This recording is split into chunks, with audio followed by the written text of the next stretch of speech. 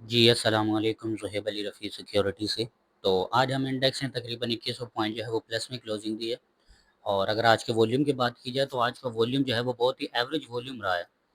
तो इसको मैं थोड़ा-सा एक्सप्लेन करूँगा कि हमारे पास मार्केट में तकरीबन 2100 पॉइंट की जो है वो प्लस में क्लोजिंग क्यों दी?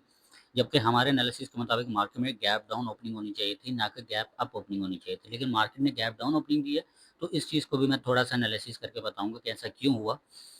और उसके बाद हमारे पास यहाँ पे 3 स्टॉक्स हैं, उनको भी थोड़ा-सा देखेंगे जिनमें बार-बार रिकमेंडेशन आ रही थी कि टीपीएलपी को जो है वो इनका टेक्निकल एनालिसिस किया जाए। तो यहाँ पे मैं उसका भी टेक्निकल एनालिसिस करूँगा। और उसके बाद यहाँ पे टाटा सीमेंट है और तीसरा जो है हमारे पास एचबीएल है, तो उस वाले एचबीएल बैंक लिमिटेड को मैं जो है वो यहाँ पे एक्सप्लेन करूँगा। इसका टेक्निकल्स करेंगे। तो डायरेक्ट हम चलते हैं टेक्निकल्स के ऊपर। तो हमारी मुताबिक जो हमने प्रीवियस वीडियो बनाई उसके मुताबिक हमें गैप डाउन ओपनिंग होनी चाहिए थी, लेकिन मार्केट ने गैप अप ओपनिंग की। तो इसको मैं थोड़ा-सा एक्सप्लेन कर देता हूँ। तो हर जो है वो क्या कहते हैं चीज़, हर एक प्रॉब्लम का सॉल्यूशन होता है। देखिए हमारे पास गैप डाउन ओपनिंग होनी चाहिए थी, लेकिन मार्केट ने गैप अप ओपनिंग की है। इसके पीछे का रीज़न मैं आपको थोड़ा-सा एक्सप्लेन कर देता हूँ, लेकिन सबसे पहले यहाँ पे एक चीज़ जो है वो मैं क्लियर कर दूँ। हमारे पास ये एक तरह का, अगर ये ऑर्डर ब्लॉक है एक तरह का,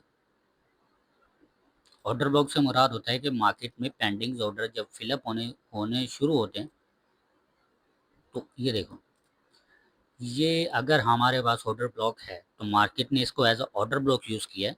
मैं यहाँ पे लिख भी देता हूँ, ये एक तरह का ऑर्डर ब्लॉक है। मार्केट में ये थोड़ा सा एक डिफरेंट हो सकता है आपके लिए, लेकिन ये थोड़ा सा एडवांस है।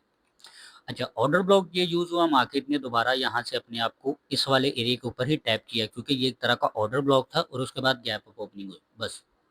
ये सिंपल सी बात कि ऑर्डर ब्लॉक फिलअप होता है, उसके बाद मार्केट गैप अप ओपनिंग करती है। अगर ये ऑर्डर ब्लॉक फेल हो जाता तो मार्केट का ट्रेंड डाउन डायरेक्शन ही रहना था।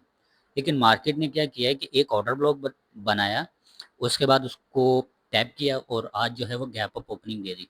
मैं ये चाह रहा था कि मार्केट हमें इस वाले जो कैंडल का हाई है, यानी कि 1,75,295 पॉइंट को टच करे फिर ऊपर जाए, लेकिन मार्केट ने यहाँ पे उलट किया है, मेरे एनालिसिस के मुताबिक उलट किया है।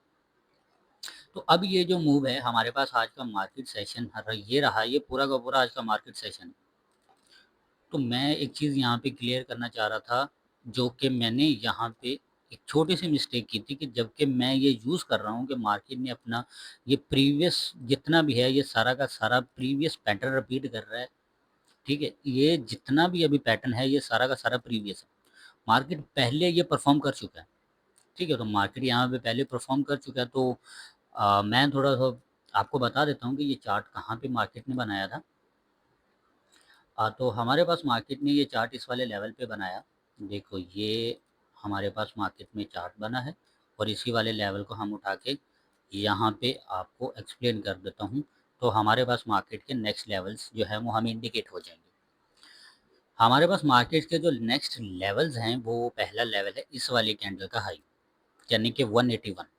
उसके पीछे का रीज़न है, देखो ये इस वाले लेवल पे लिक्विडिटी है। माने यहाँ पे मैं एक लिक्विडिटी ज़ोन लिख देता हूँ, ताकि आपको मैं यहाँ पे थोड़ा-सा जो है वो सिंपल तरीके से समझाऊँगा कि लिक्विडिटी क्या होती है और मार्केट इसी को ही लिक्विडिटी हंट क्यों करती है, फिर ऊपर-नीचे क्यों होती है। ठीक है, हमारे पास यहाँ पे ये पूरा का पूरा मार्केट सेशन है, ये आज का, और ये आज का पूरा मार्केट में जो प्रीवियस स्ट्रक्चर है वो रिपीट किया है। तो अगर यहाँ पे सेम कैंडल्स हैं, अगर हम प्रीवियस स्ट्रक्चर को देखें तो सेम कैंडल्स बिल्डअप हो रही हैं, प्रीवियस स्ट्रक्चर बिल्कुल रिपीट हो रहा है। तो उसके मुताबिक हमारे पास इंडेक्स का जो नेक्स्ट टारगेट है वो 181 है। ठीक है, टेक्निकल्स के ऊपर, और प्रीवियस स्ट्रक्चर जो है वो भी हमें यही इंडिकेट कर रहा है। अब प्रीवियस स्ट्रक्चर को हमने हटा देता हूँ मैं यहाँ पे, और यहाँ पे मैं लगाता हूँ सप्लाई, सॉरी, डिमांड। अगर हमारी डिमांड वन, देखो ये हमारे पास डिमांड है, देखो ये पूरी की पूरी डिमांड यूज़ हो रही है। तो हम यहाँ से एक पूरी डिमांड यूज़ करेंगे और इस वाले लेवल से उठाएंगे, तो हमारे पास ये लेवल बनता है कोई तकरीबन 180 से 180, कोई 181 का हमारे पास लेवल बनता है। ठीक है, क्योंकि ये एक लिक्विडिटी जोन है और मार्केट में हमेशा लिक्विडिटी प्रेफर होती है। तो ये मैं यहाँ पे मेंशन कर देता हूँ, ये हमारे पास लिक्विडिटी का हाई है। मार्केट इसको टच करते ही या तो डाउन डायरेक्शन आ सकता है, वो डिपेंड करता है कि मार्केट में उस टाइम पैटर्न कौन सा बन रहा है, ठीक है। तो हमारे पास यही है कल का सिनेरियो कि मार्केट में हमें कल पॉजिटिविटी देखने को मिलनी चाहिए, और अच्छी खासी पॉजिटिविटी अगर देखने को मिलती है तो इसका मतलब है कि मार्केट अपने आप को अप डायरेक्शन लेके जा सकती है। लेकिन इसके उलट अगर मार्केट ऐसा नहीं करती है तो मार्केट 181 से ही रिवर्स कर जाएगी, ठीक है। तो ये थोड़ा-सा मैं आपको एक्सप्लेन करूँगा। अ, ये है, अगर मार्केट ऐसा नहीं करती, 181 के लेवल को ब्रेक नहीं करती, इसका मतलब है मार्केट रिवर्सल में आएगी। अगर ऐसा करती है, ब्रेकआउट कर देती है, तो फिर हमारे पास सिंपल सा लॉजिक है, हमें मार्केट जो है 188 तक दोबारा जाते हुए नज़र आ सकती है, ठीक है।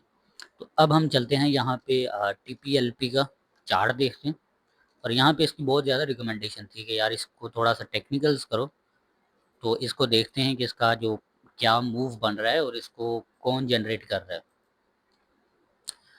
ठीक है। हमारे पास यहाँ से ये स्टॉक उठा है 6 रुपये से, अभी चला गया है 14 रुपये के ऊपर। मैं आपको ये एक पैटर्न दिखाता हूँ।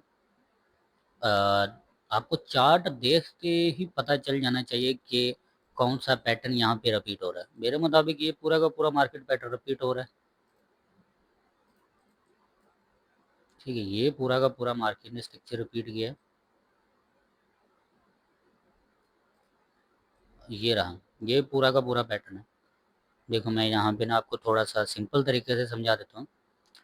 मार्केट में पहले मूव आता है, थोड़ी सी गिरावट, फिर गिरावट, फिर उठती है, फिर गिरती है, उसके बाद यहाँ से हाई और अपने आप को ऊपर, ठीक है। यहाँ पे भी सेम पैटर्न बना हुआ है, मार्केट पहले गिरती है फिर उठती है, लेकिन ये पैटर्न थोड़ा सा छोटा है,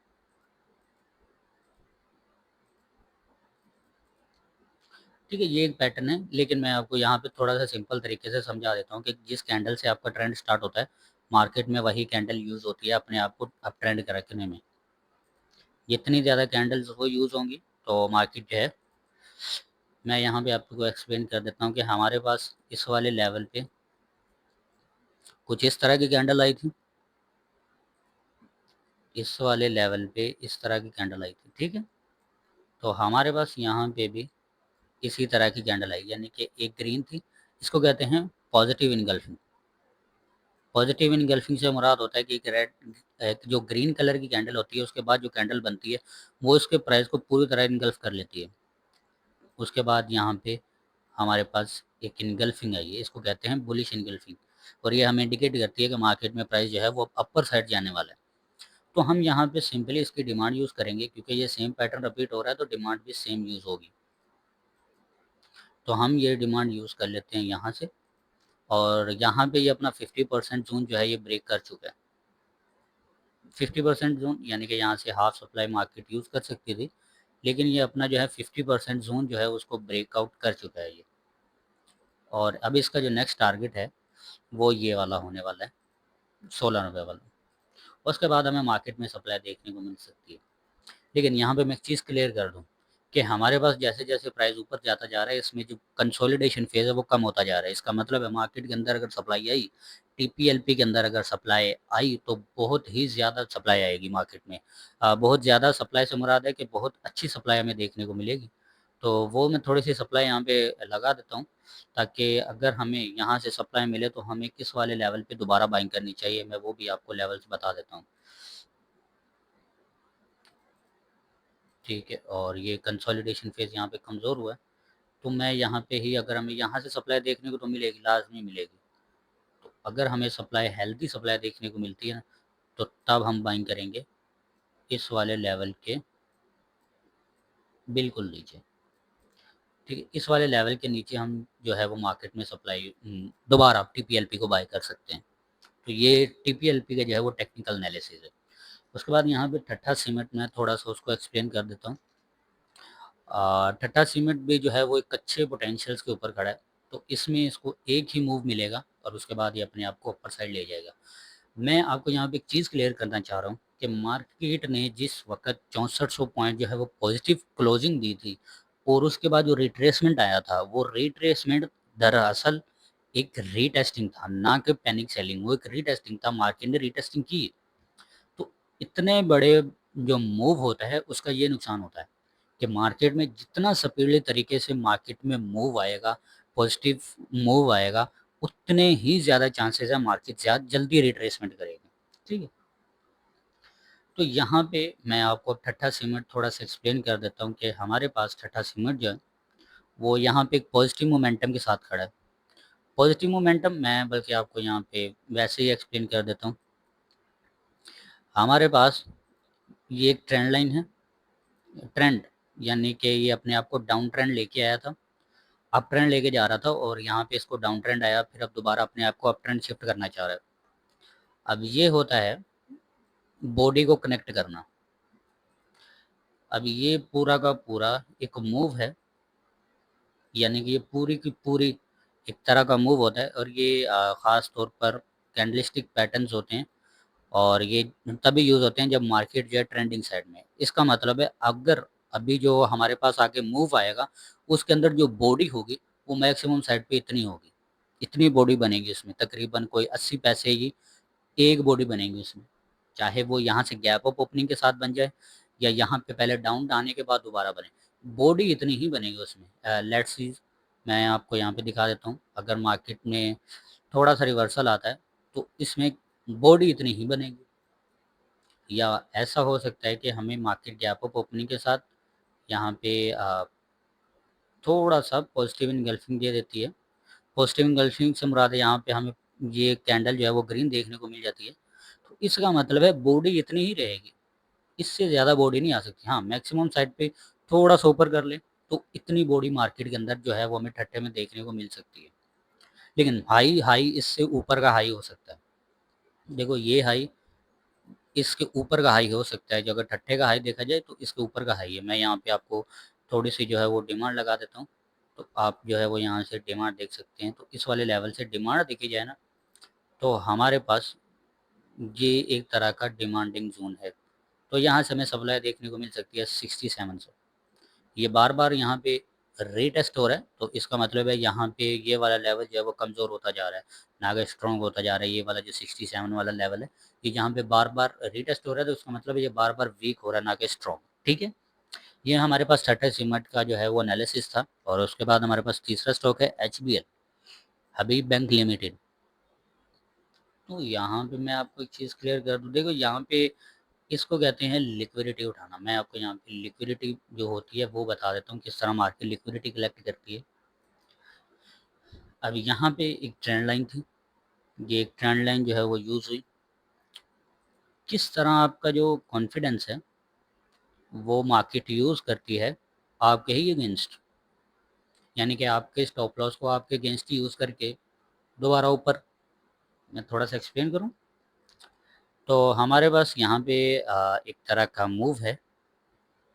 यहाँ पे मैं आपको एग्जांपल के साथ समझाऊंगा ताकि ये आपको अच्छे तरीके से समझ आ सके। ओके, तो यहाँ पे स्टॉप लॉसेस जनरेट हुए, इस वाले लेवल के ऊपर लॉन्ग किया।